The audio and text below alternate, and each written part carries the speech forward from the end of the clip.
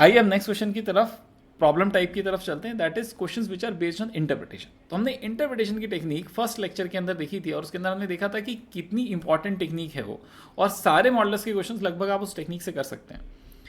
तो आइए हम इस टेक्निक को देखते हैं। जैसे ये हमें क्वेश्चन दे रखा है, हम इसको किस तरीके से करेंगे उस टेक्निक का यूज़ करके। तो हमको ये दोनों ही मॉड्यूलस जो क्वेश्चन के अंदर दे रखे हैं इनको इंटरप्रेट करना पड़ेगा। तो टेक्निक यूज टू से कि आप नंबर लाइन ड्रॉ कर लीजिए, है ना। इनफैक्ट मैं नंबर लाइन थोड़ी साइड में ड्रॉ करता हूँ, है ना। और जब मैं नंबर लाइन ड्रॉ कर सकता हूँ तो मैं दोनों ही मॉड्स को इक्वल टू 0 पुट कर दूंगा। तो एक मॉड को जब 0 पुट किया तो -1 मिला, दूसरे को जब पुट किया तो मुझे 3/2 मिला। वैसे क्वेश्चंस को सॉल्व करने से पहले थोड़ा सा रीराइट कर लेना चाहिए, तो लेट अस रीराइट इट। इसको हम ऐसे लिख सकते हैं x plus mod of 2x minus 3 की जगह 3x माइनस 2 की जगह 2x माइनस 3 लिख लेते हैं।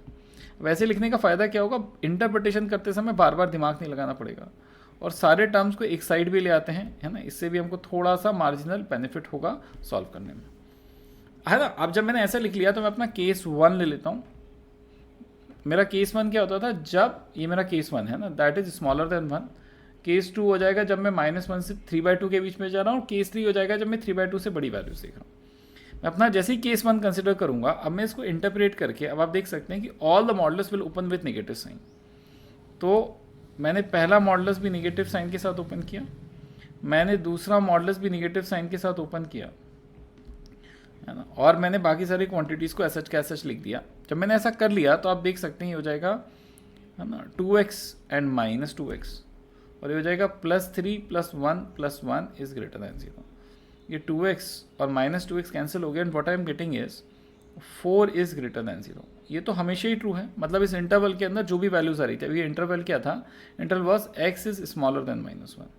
तो इस इंटरवल की सारी वैल्यूज को हमें एक्सेप्ट करना पड़ेगा। तो इसके करस्पॉन्डिंग मुझे आंसर मिला x belongs to -∞ to -1 open, है ना। ये हमारे फर्स्ट केस का आंसर आ गया।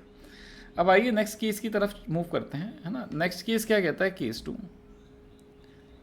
केस 2 सेज दैट मेरा जो x है वो -1 से लेके 3/2 के बीच में लाई करता है ना। ये हमारे पास हो गया। अब जनरली मैं क्या करता हूँ, equal to sign left hand side की तरफ इंक्लूड करता हूँ। ये मेरा कन्वेंशन है, आप अदरवाइज भी कर सकते हैं, इससे कोई मेजर इंपैक्ट नहीं आएगा, ये मैंने आपको पहले भी बताया। अब क्वेश्चन को वापस लिखते हैं। क्वेश्चन था x प्लस मॉड ऑफ, है ना, 2x minus 3 minus x plus 1 का मॉड प्लस 1, ये था हमारे पास, and this was given greater than 0, है ना। तो हमने इसको ग्रेटर दैन 0 लिख लिया।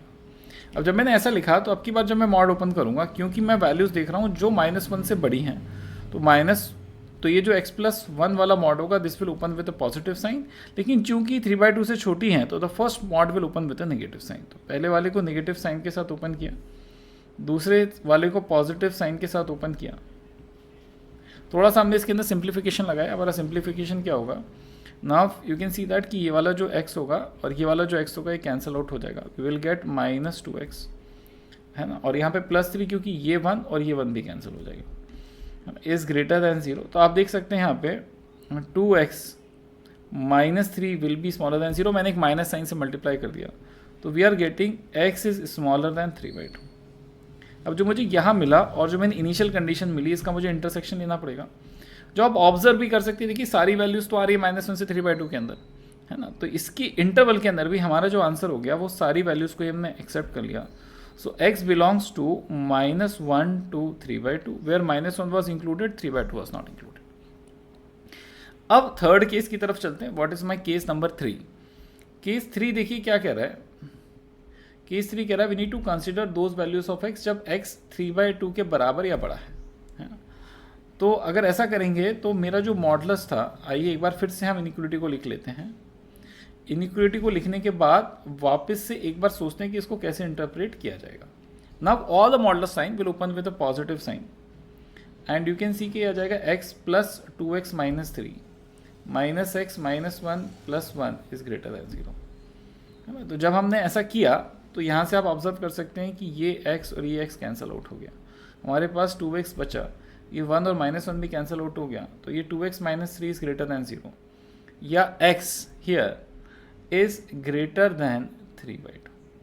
अब जब मेरे पास x ग्रेटर दैन 3/2 आ गया और क्वेश्चन की कंडीशन थी x is greater than equal to 3/2, तो एक ही वैल्यू है जब सेटिस्फाई नहीं होगा, वो है x cannot be equal to 3/2, है ना। तो अब हम अपने सारे ही केसेस के आंसर्स का यूनियन ले लेते हैं। तो एक मैंने नंबर लाइन बनाई और सेम कलर से मैंने उनको अपडेट करना शुरू कर दिया। तो पहले क्या बोले थे -1, फिर 3/2 था। तो हमने बोला देखिए पहले इंटरवल भी पूरा एक्सेप्टेड था, इसमें कोई दिक्कत नहीं थी, दूसरा भी हमारा पूरा एक्सेप्टेड है, बस तीसरे में बोल रहा है कि 3/2 नहीं आएगा, तो इसको मैंने एम्प्टी छोड़ दिया। तो अपने आंसर को ऐसे भी लिख सकते हैं x cannot be equal to 3/2, या ऐसे भी लिख सकते हैं रियल नंबर -3/2, है ना। मल्टीपल तरीके से हम आंसर को डिनोट कर सकते हैं। तो हमारा आंसर आ गया।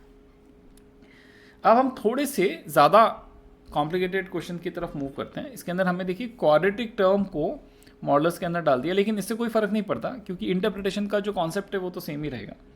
इंटरप्रिटेशन का कॉन्सेप्ट ये कहता है यहाँ पे कि जो भी मॉडल्स के अंदर है उसको आप एक बार पॉजिटिव मान लीजिए इंटरप्रेट करते समय, और दूसरे केस के अंदर एक बार आप इसको नेगेटिव मान लीजिए, तो x² + 3x स्मॉलर देन 0, है ना। इस तरीके से आप दो केसेस में इसको स्प्लिट कर सकते हैं। अगर हम पहले केस को सॉल्व करें तो देखते हैं आंसर क्या आता है। तो वह है ना, पहले तो हम इसका सॉल्यूशन निकालते हैं। तो अगर हम इसको देखें तो ये x × x + 3 > 0, और मैंने एक इनइक्वालिटी पे क्वाड्रेटिक में वीडियो बनाया था जिसमें बताया था इसका आंसर लिखना बहुत ही आसान है। इसका आंसर लिखेंगे तो क्या आ जाएगा, एक ये पॉइंट है -3 और दूसरा पॉइंट है 0। तो इसको मैं अगर नंबर लाइन पे मार्क कर दूं तो क्योंकि > 0 है तो 0 से बड़ी वैल्यू और -3 से छोटी वैल्यू कंसिडर करेंगे। अब आइए इसको सॉल्व करेंगे। क्योंकि ये वैल्यूज पॉजिटिव हैं, नॉन नेगेटिव हैं, तो models will open with a positive sign. तो इसको हम ऐसा लिख सकते हैं। ऐसा लिखने के बाद you can see if you simplify तो आ गया 2x² + 3x - 2 > 0। अब इसके सॉल्यूशन के लिए पहले आपको इसके रूट्स निकालने पड़ेंगे। तो आइए पहले रूट्स निकालते हैं। तो roots will become -3 ± √b² - 4ac, तो वो तो 9 हो गया, +4 × 2 × 2, क्योंकि एक -2 था इसलिए मैंने बीच में प्लस साइन कर दिया, /2 है। जब मैंने सिंप्लीफाई करूंगा यहाँ से तो मुझे आंसर मिल रहा है -3 ± √9 + 16, दैट विल बी 25 /4।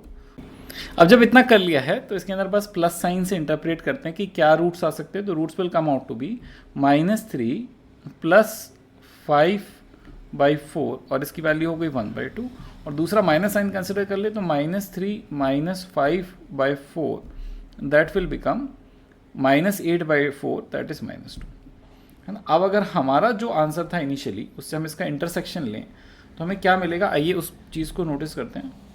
तो मेरा जो इनिशियल आंसर था वो कहता है देखिए -3 से तो छोटा रहना है और 0 से बढ़े जाना है। अब ये जो आंसर ये कह रहा है कि देखिए एक दो इंपॉर्टेंट पॉइंट्स और मिल गए, एक -2 जो यहाँ कहीं आएगा और जो एक 1/2 यहाँ कहीं आएगा। ये बोल रहा है कि नहीं -2 से छोटा होना चाहिए और 1/2 से बड़ा होना चाहिए। तो अगर आप कॉमन इंटरसेक्शन इनका कंसिडर करेंगे ग्राफ के ऊपर तो आपको दिखाई देगा कि ये जो रीजन है -∞ to -3 वाला और 1/2 to ∞ वाला, ये कॉमन रीजन हो गया। इसका जो आंसर आ रहा है वो आ रहा है -∞ to -3 यूनियन 1/2 to ∞।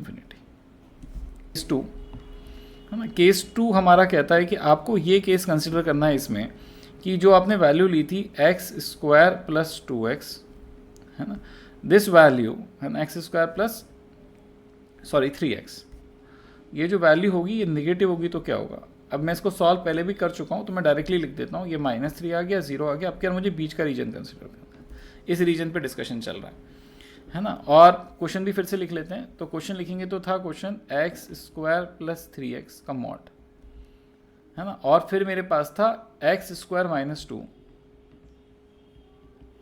है ना, इज ग्रेटर देन और इक्वल टू 0, है ना। एक बार कंफर्म कर लेते हैं क्वेश्चन, बिल्कुल ध्यान से देखना चाहिए। जब मेरे पास ये आ गया तो मुझे modulus now will open with negative sign, तो -x² - 3x + x² - 2 is greater than equal to 0, ये आ गया। अब मेरा x² कैंसिल आउट हो जाएगा, है ना, और मेरे पास है सी -3x - 2 इज ग्रेटर देन और इक्वल टू 0। जब मैं इसको देखूंगा तो एक माइनस साइन से मल्टीप्लाई कर देते हैं तो 3x + 2, अभी बीच वाला साइन फ्लिप हो गया, तो my x is smaller than equal to -2/3, ये मेरे पास एक वैल्यू जनरेट हो गई। तो इतना करने के बाद हमारे पुराने आंसर की तरफ हम गौर फरमाते हैं और फिर नए आंसर को वापस देखते हैं। अब इसका मुझे इंटरसेक्शन लेना पड़ेगा। तो जैसे ही मैं इंटरसेक्शन लूँगा, जो मेरे पास इंटरवल है ना, अब यहाँ पे ले लेते हैं। तो मेरा कहता था कि आपको -3 से 0 के बीच में रहना है। जब मैंने सॉल्व किया तो बोल रहा है -2/3, जो कि -3 और माइनस और 0 के बीच में होगा, उससे एक छोटी वैल्यू मेरा आंसर होना चाहिए। तो ये मेरा आंसर आ गया। तो अगर मैं दोनों का इंटरसेक्शन लूँगा तो my answer becomes -3 to -2/3। -3 is open but 2/3 is closed. अब आइए फाइनल आंसर कैलकुलेट करते हैं। तो अगर फाइनल आंसर कैलकुलेट करें तो हमें इंटरसेक्शन लेना पड़ेगा, सॉरी यूनियन लेना पड़ेगा दोनों केसेस का। तो पहला केस कहता था कि मेरा जो आंसर है वो -3 से कम है ना, और 1/2 से ज़्यादा है। ये मेरा आंसर है। मेरा जो नया आंसर है वो ये बात कहता है कि इसके अंदर ही आप एक और इंटरवल ऐड कर दीजिए। कौन सा इंटरवल ऐड कर दीजिए? -3 से लेके -2/3 के बीच वाला है ना, ये और इसमें ऐड कर दीजिए। तो मैंने इसमें ऐड कर दिया, तो ये मेरा कंप्लीट आंसर हो गया। तो मेरा आंसर नाउ बिकम्स -∞ से लेके -2/3 एंड यूनियन 1/2 to ∞। ये मेरा फाइनल आंसर है।